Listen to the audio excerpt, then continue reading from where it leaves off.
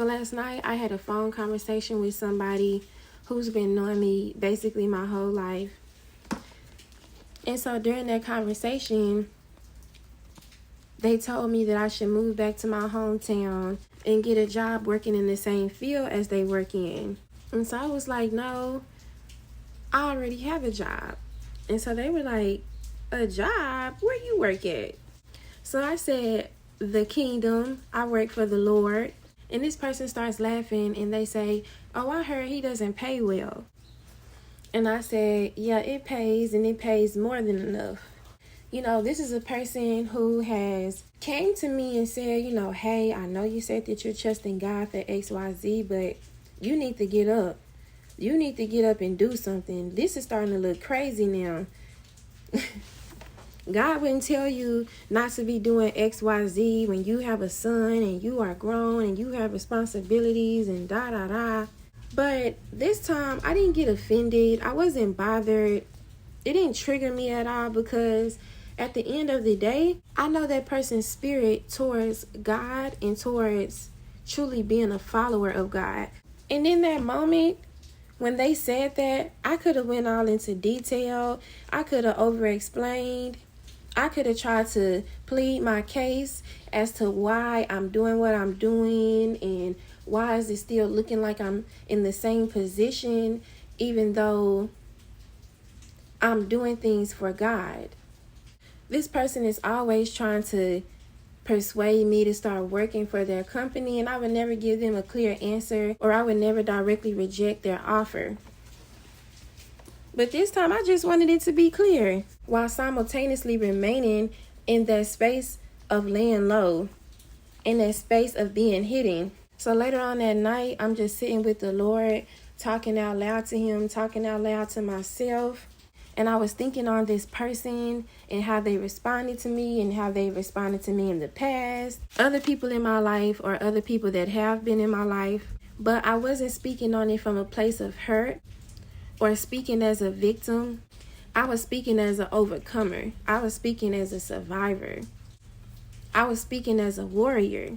I was thinking on how a lot of people say they believe in God. A lot of people say that they follow God.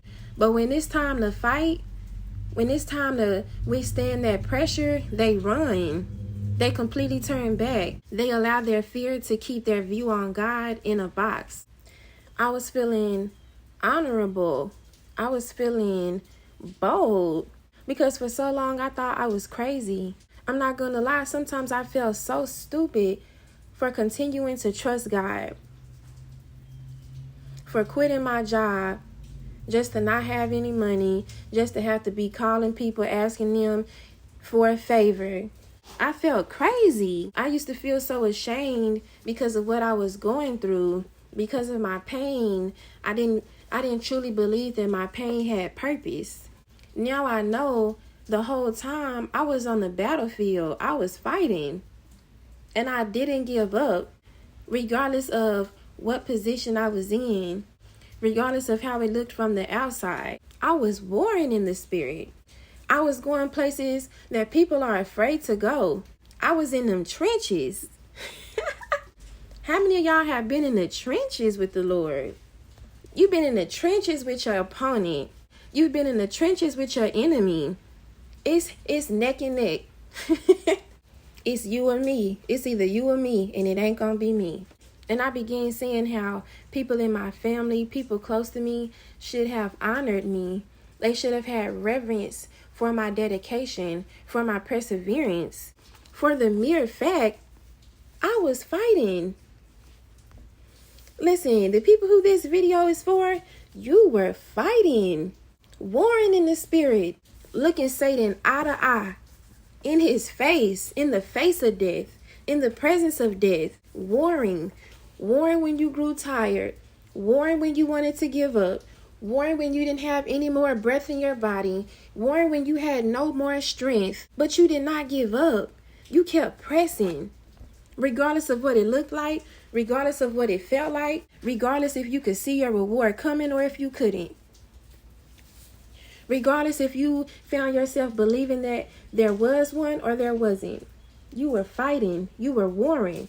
And God spoke to me and said, they did not honor you, but I honored you. And to honor someone means to show them deep respect. God says he has honored you because of your determination. He has honored you because of your fight. I kept saying to God, Lord, I don't know how I made it through. I don't know how I made it through. And if I'm being honest, I don't even know how I made it through, even with your help, because it just seemed that impossible. It was just that bad. It was just that painful. And so last night, as I'm saying this again to the Lord, he says, me and you were 50-50. God said this was a me and you thing. Don't you for a minute think that I won this victory alone. God wants you to know he did not win the victory alone in your life. He did not win the victory over the enemy alone. God cannot defeat Goliath without the help of David. David was just as much in the fight as God was. God says y'all were tag teaming in the spirit. God says you fought more than you could ever imagine. You fought more than you could ever realize. So as I'm talking to the Lord about this, as he's talking to me about it, I felt such a settling in my spirit. Yes, I feel pressure. Yes, I'm ready to move from this place physically and spiritually. Yes, it feels tight, but at the same time, there's a settling in my spirit. I know that I've already won. It's just like the Super Bowl. And I don't really know anything about football, but I know that when you're really rooting for a team, when you're a diehard fan, when you're watching a game on TV or you're at a game and there's 2 minutes on the clock, there's a minute on the clock, and that other team is trying their best to score a point. They're trying their best to score a touchdown. But you already know that there is no coming back for your opponents. They could score a touchdown, they could score 2, but the game is already won. You see people in the stands already cheering, already turning up, already fist bumping and everything else, because they know they got the victory. They know they're on the winning team. The people that this message is for, you found yourself in a place where there's a settling in your spirit. No, things have not changed yet. No, you don't even know how it's going to happen or come about. But you already know that you got the victory. You already know that you have won. You already know that you have won against your enemy. You already know that Satan can try his best to throw whatever he got left, but it will not prevail because you've already got the victory. You've already won. So I go to lay down and God brings me to Isaiah 62. And I'm like, okay, God, you keep saying, read Isaiah 62. When I say that God has led me to Isaiah 62 at least 10 times, and I read it, and each time I'm like, okay, I hear you, Lord.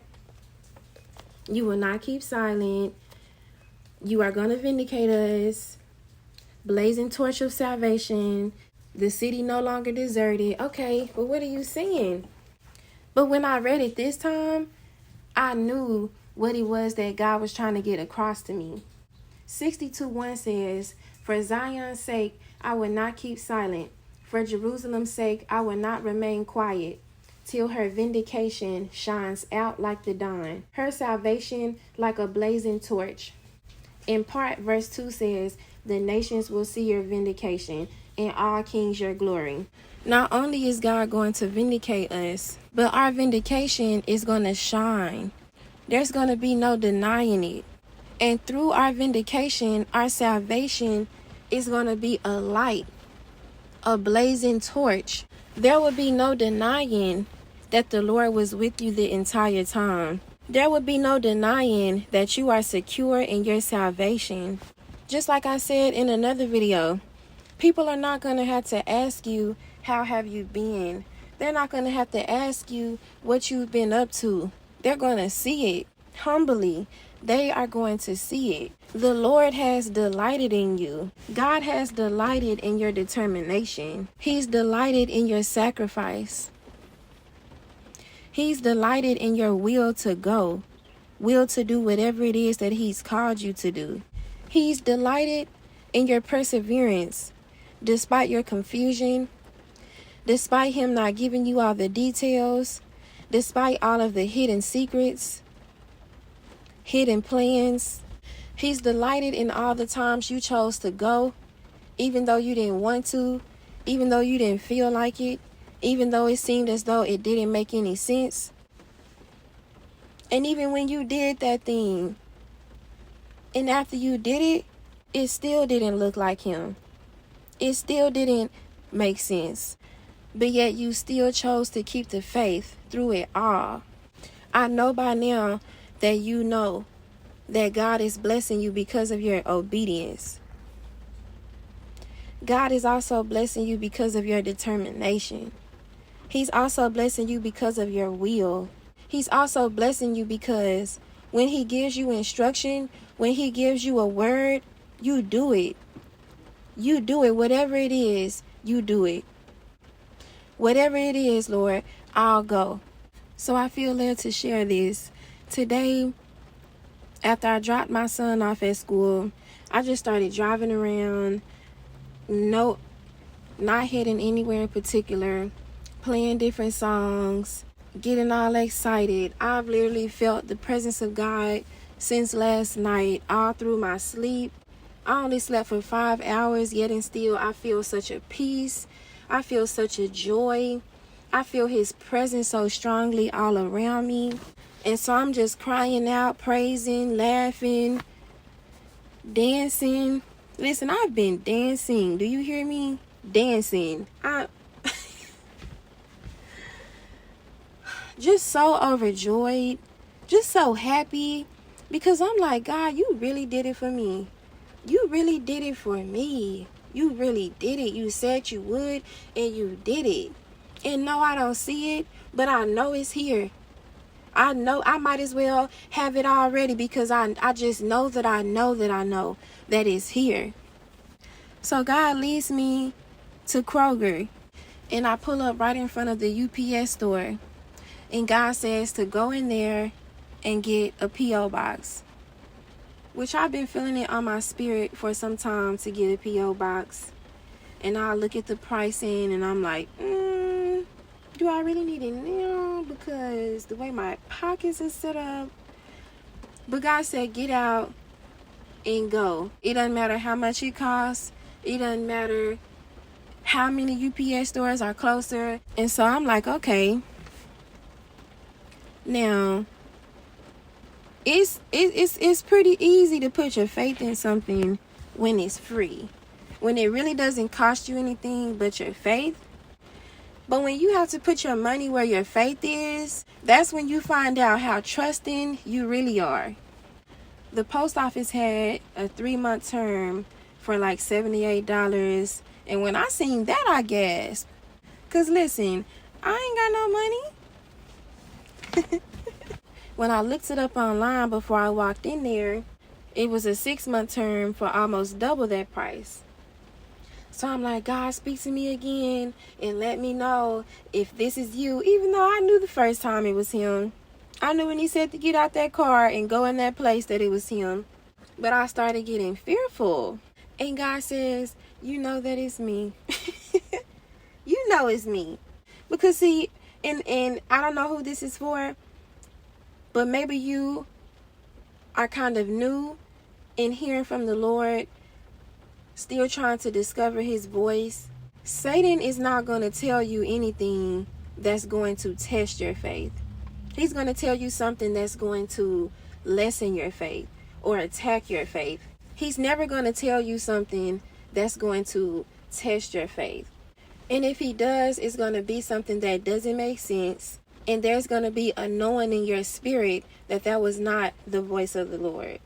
And so, of course, I'm checking my bank account. I'm trying to see how much I got left. I'm trying to calculate what I'm going to have over and all of that. And I was just like, you know what? I remember the last time God said to put my money somewhere and I didn't do it.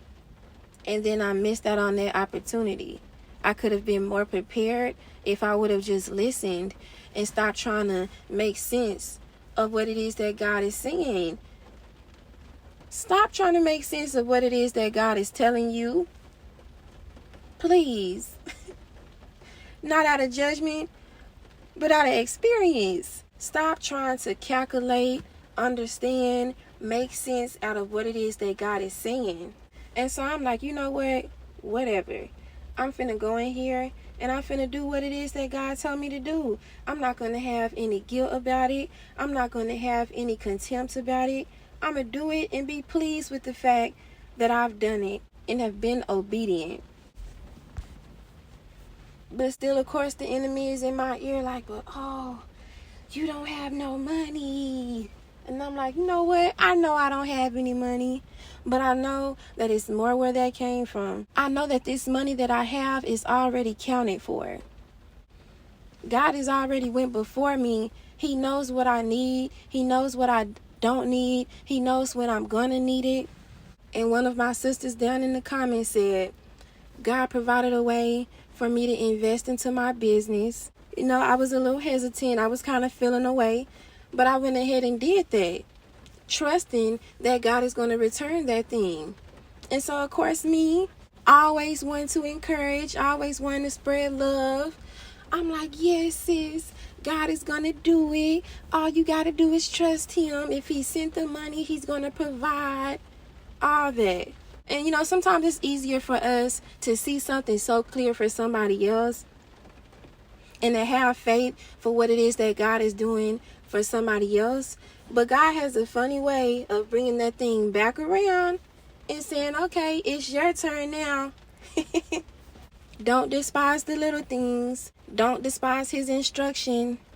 Don't try to hold on to what you feel like you won't receive more of. God shall take care of all of your needs. So I'm like, okay, I found peace with that. I go in there and he's reading off the numbers that's available. And as I'm hearing these numbers, I'm like, okay, I just sensed in my spirit that whatever P.O. box number he gave me, God was going to speak through that number. And lo and behold, the number adds up to 12, which is a number that God has been showing me. And I'll either see the number 12 or I'll see numbers that add up to the number 12. The other day, I was driving through a parking lot and there were numbers on this person's license plate. And God said, add up those numbers. And so I'm like, God, it adds up to 12. And he's like, okay. And I'm like, okay, all right. I didn't know what he was talking about. I do now, which I don't feel led to share that in this video, but I will soon. So once I seen those numbers, I felt even more settled in my spirit. I felt even more at peace with my obedience, with letting go of what I felt like would not return to me as quickly as I let it go. Even the word says, the love of money is the root of all evil. You gotta be willing to let it go just as quickly as you got it. Sometimes you gotta let it go even quicker than how fast you got it. Because I don't see an immediate need for a P.O. box. But God knows something that I don't. And I have to be willing to trust that. And I gotta be willing to put my money where my faith's at. So then he's wrapping it up. I'm getting ready to leave. There's only like a few more things that he needs to do or whatever. And so the song No More Rain by Angie Stone starts playing. And that was just even the more confirmation. Because that's a song that's been stuck in my spirit. I just kept finding myself singing that song. And then it hit me like, my sunshine has come. And there's no more rain. I don't care what it looks like. I don't care how it feels right now. It's just a mirage. It's just smoke and mirrors. It's just a facade. You have the victory. Your vindication is truly here. God is going to write you in front of all of those who doubted you, in front of all of those who spoke against you. And he's going to do this to give you glory. He's going to give his spirit glory. and in turn bring you glory. Not to say, look at me now, and not to say, see, I told you it would happen, but so that your salvation can be like a blazing torch. Just like that person in my life that said, oh, I heard God doesn't pay that well. In a moment, it won't be no secret the reward that God had planned for me all along. In a moment, everybody around me is gonna see she wasn't crazy after all.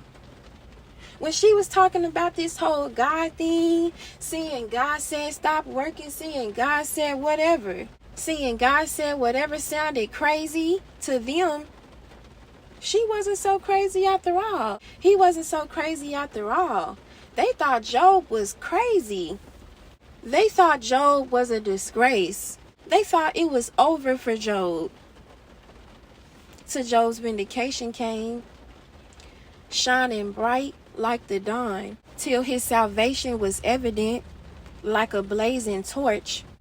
And this is why you can't have a hardened heart towards your enemies.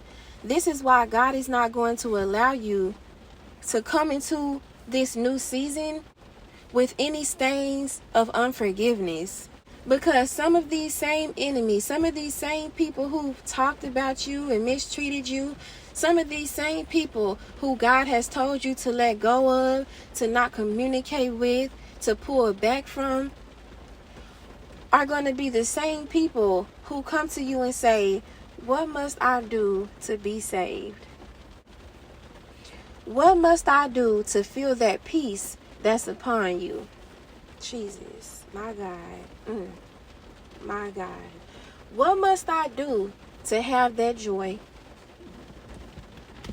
What must I do to receive such success in every and all aspects of my life? Because I know that this was not by your own strength.